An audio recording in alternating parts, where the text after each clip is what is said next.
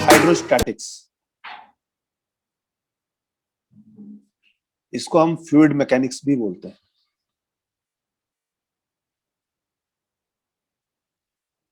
Fluid mechanics means fluid का behaviour हमें observe करना है।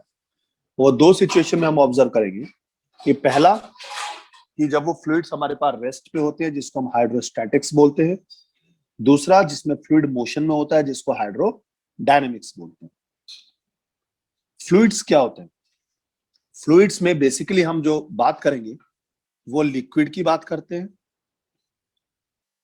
और गैसेस की बात करते हैं।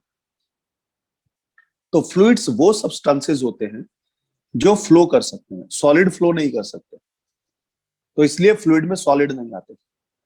दूसरा, फ्लूइड सॉलिड को डिफॉर्म किया जा सकता है, लेकिन उनका डिफॉर्मेशन पैरामीटर बहुत लो होता है क्योंकि उनके लिए जो इलास्टिक कांस्टेंट्स होते हैं बहुत हाई होते हैं। जबकि जो लिक्विड्स और गैसेस होते हैं आप उनको इजीली डिफॉर्म कर सकते हो क्योंकि इनके लिए इलास्टिक पैरामीटर्स वीक होते हैं।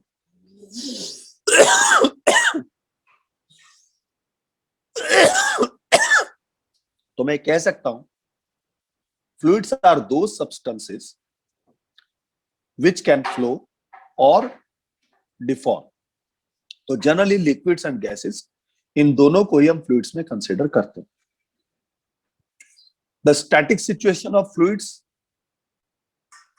is considered as hydrostatics and the study of fluids motion is called fluid dynamics या hydrodynamics।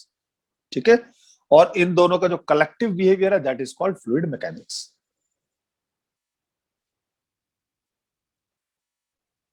अब जब हमें इनको पढ़ना है फ्लूइड्स को, तो सबसे पहले फ्लूइड के कुछ बेसिक पैरामीटर्स हमें पता होना चाहिए। जैसे सबसे पहली बात डेंसिटी।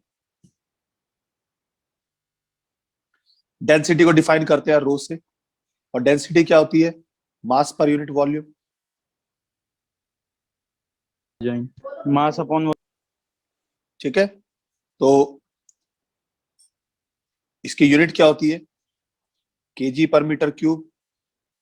और इसकी सीजीएस यूनिट क्या होती है? ग्राम पर सेंटीमीटर क्यूब। और डायमेंशनल फॉर्मूला क्या बन जाएगा इसका? ml-3। और आपको बोल देता हूं कि डेंसिटी हमेशा पॉजिटिव होती है और ये एक स्केलर क्वांटिटी होती है। तो डेंसिटी क्लियर हुआ। दूसरा, स्पेसिफिक वेट।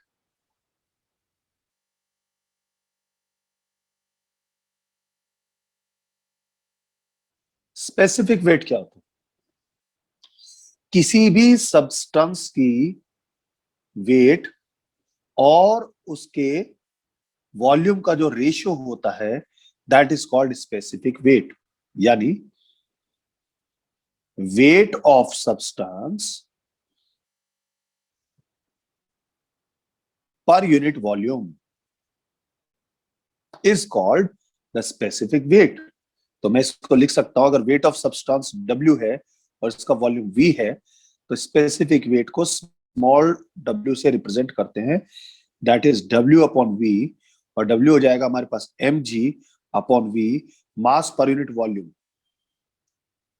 इंटू G, और मास पर यूनिट वॉल्यूम होती है डेंसिटी इंटू G।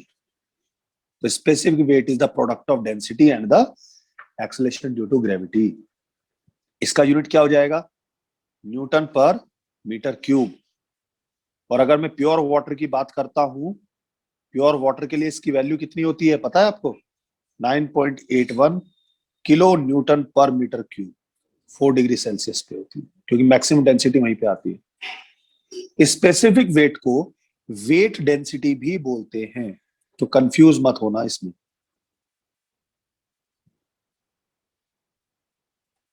तो density and the specific density, these are two different terms. Third is relative density.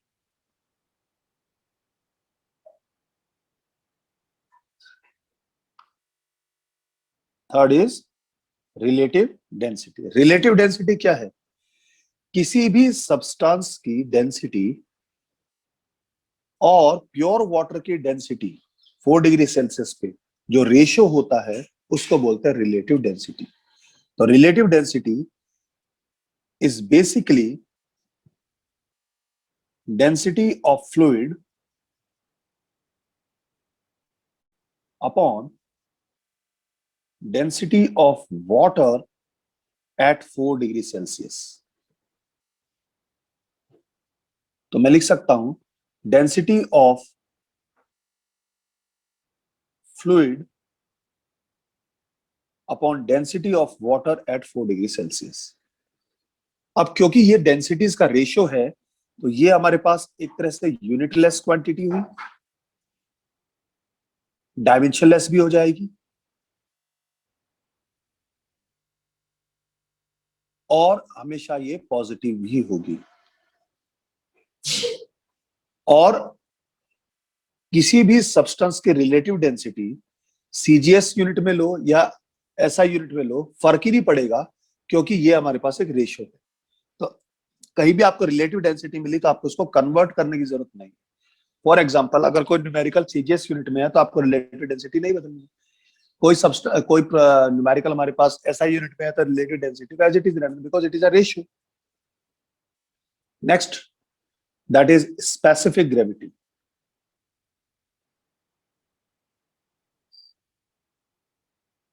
ये टर्म वो है जो हम जब फ्लूइड मैकेनिक्स पढ़ेंगे तो वहां पे हमारे पास ये यूज होंगे।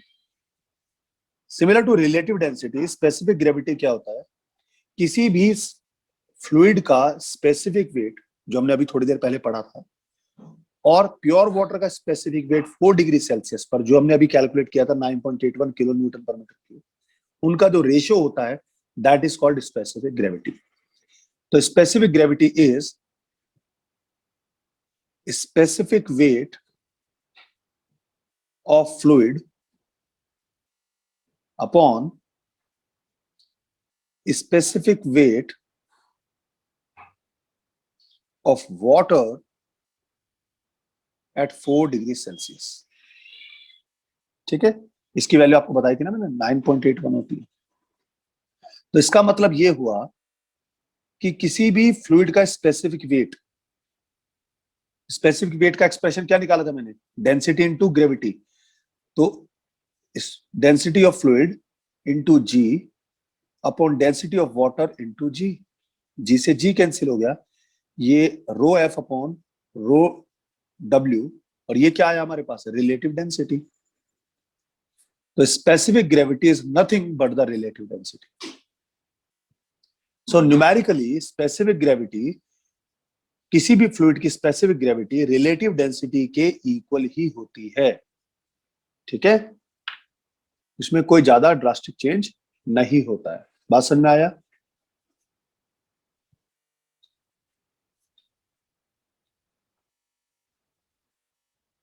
Next term is pressure.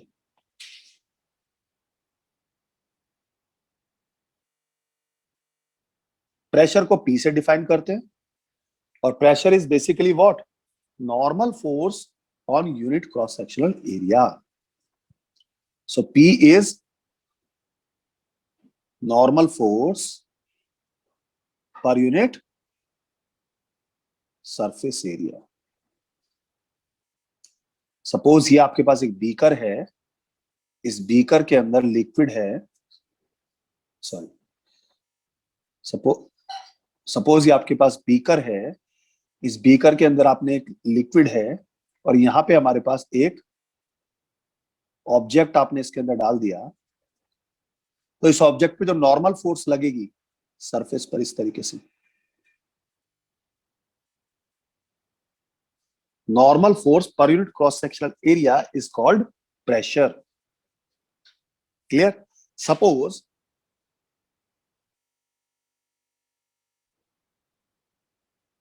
therefore this P is equals to F upon A। Unit क्या हो जाएगी? न्यूटन पर मीटर स्क्वायर, या इसकी एक और यूनिट होती है पास्कल, और इसको PA लिखते हैं। Dimensional formula ml-1 T-2। Atmosphere के बेसिस पर अगर आपको प्रेशर यूज करना है तो इसकी और भी यूनिट्स होती है, जिसको बोलते हैं हम एटीएम। एटीएम का मतलब होता है एटमॉस्फेरिक प्रेशर।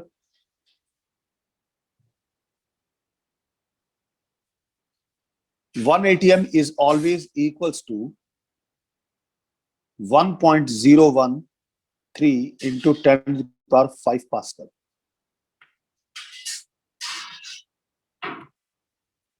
और यूनिट होती है इसकी bar, 1 bar is equals to 10 to the power 5 pascal. और भी यूनिट होती है हमारे पास, torr, 1 torr is equals to 133 pascal.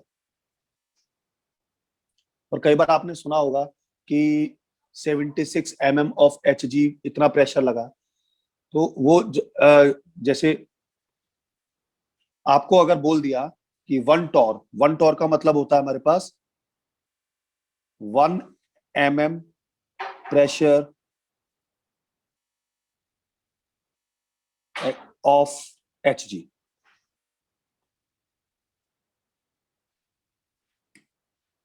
सो अगर कहीं पे किसी ने लिख दिया कि 76 सेंटीमीटर ऑफ Hg, इसका मतलब कितने टॉर हो गया? इसका मतलब हो गया 760 mm ऑफ Hg। इसका मतलब हुआ 760 टॉर। और इसको जब आप 133 से मल्टीप्लाई कर देंगे तो आपके पास ये पास्कल में कन्वर्ट हो जाएगा। और पास्कल में कन्वर्ट करने का बहुत सिंपल सा मैं तरीका बताता हूं। 76 सेंटीमीटर ऑफ Hg, तो H रो G, H की वैल्यू रखिए 76 सेंटीमीटर, रो की वैल्यू आपको Hg की वैल्यू रखिए और G की वैल्यू 9.8 रखिए, सीधा आपके पास पास्कल में। ये भी आप तरीका ऐसे कर सकते हैं, ठीक है।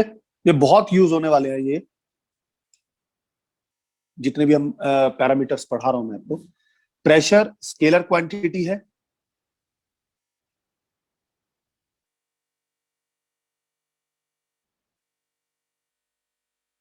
स्केलर इसलिए क्योंकि आपने देखा होगा प्रेशर, आपने फोर्स पर यूनिट एरिया हमेशा मैंने डायरेक्शन दिखाई थी उसके अंदर, लेकिन क्या होता है जब आप फोर्स अप्लाई करते हो तो जो प्रेशर होता है वो हमारे पास उस मटेरियल की जो जितनी भी हमारे पास पॉसिबल डायरेक्शंस होती है उसमें इक्वली डिस्ट्रीब्यूट हो जाता है, इक्वली ट्रांसमिट हो जाता है।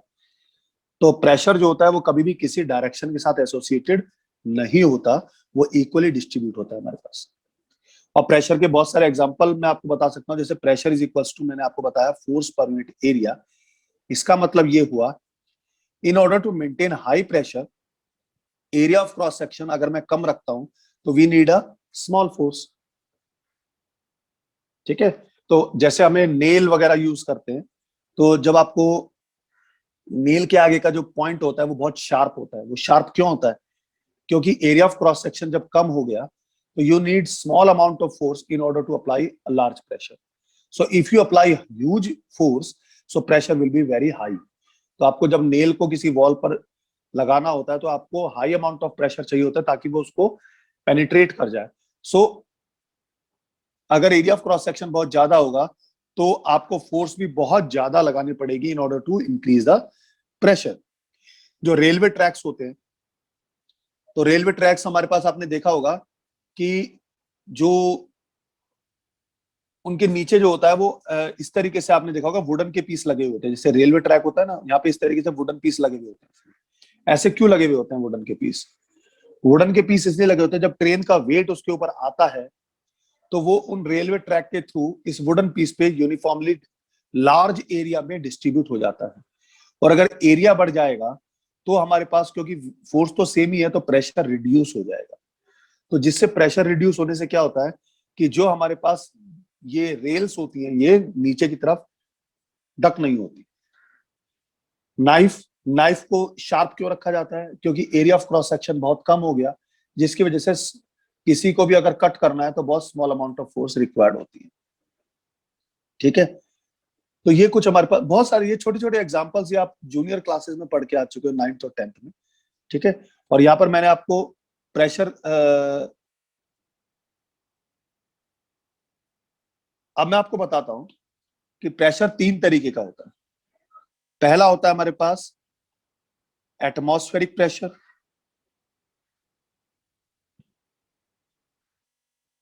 एटमॉस्फेरिक प्रेशर को PO से रिप्रेजेंट करते हैं। दूसरा होता है एब्सोल्यूट प्रेशर,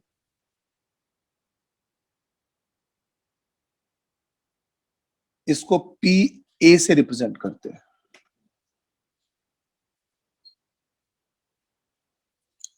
इसको AB लिख देंगे।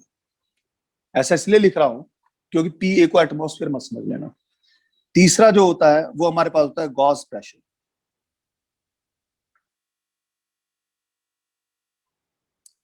गॉस गॉस प्रेशर को P गॉस लिखते हैं। तो तीन तरह के हमारे पास ये प्रेशर होते हैं। अब तीनों प्रेशर क्या क्या होते हैं, इनको कैसे हम कैलकुलेट करते हैं, तो वो मैं आपको कराऊंगा कल।